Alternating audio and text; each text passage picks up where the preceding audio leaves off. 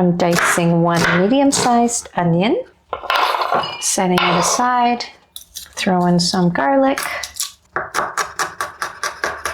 celery stalk. I like this recipe because I usually have all the ingredients in my fridge. I'm using 2 smallish carrots and grating it.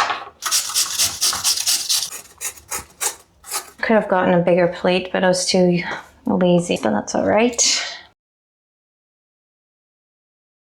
I'm first frying up the onions, garlic, and celery.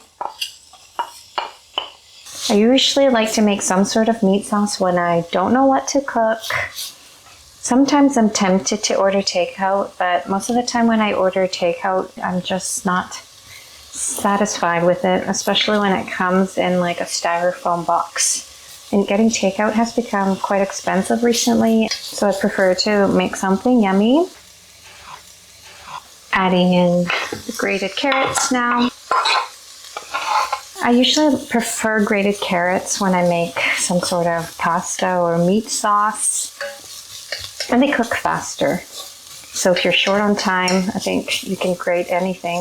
I should have even grated the celery, but I didn't really think of that. Some salt. So I can tell that the carrots are softening because when I press it down with my wooden spatula, it breaks easily. I'm adding 250 grams of minced chicken. I actually prefer it because I find it's less greasy. I actually don't want to break it down too fine like I would with regular mince, like a beef and pork mince. It gives a bit of a sausage vibe. I have an open jar of tomato sauce.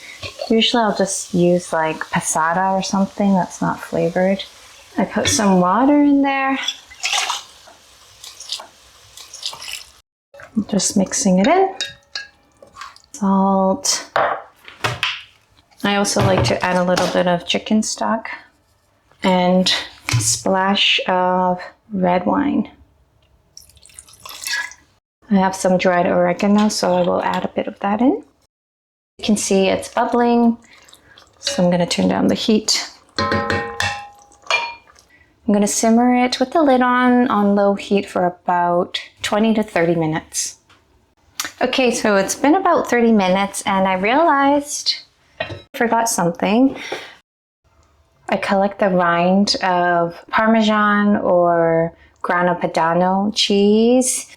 I think adding that just makes all the difference in the taste. So instead of throwing it away, I suggest you put it in the freezer, and then when you're making things like this, just throw it in. I also put it in soups. So I'll let that cheese rind do its thing, put the lid on it and leave it for like 20 minutes.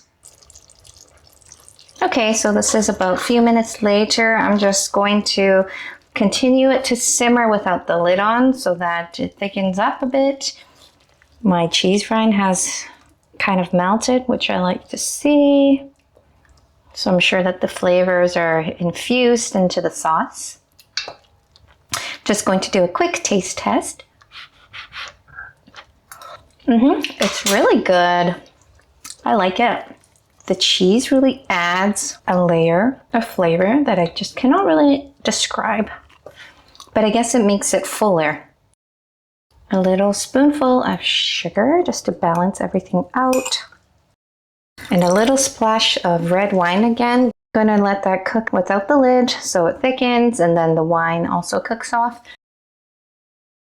And in the meantime, I'm going to boil some pasta.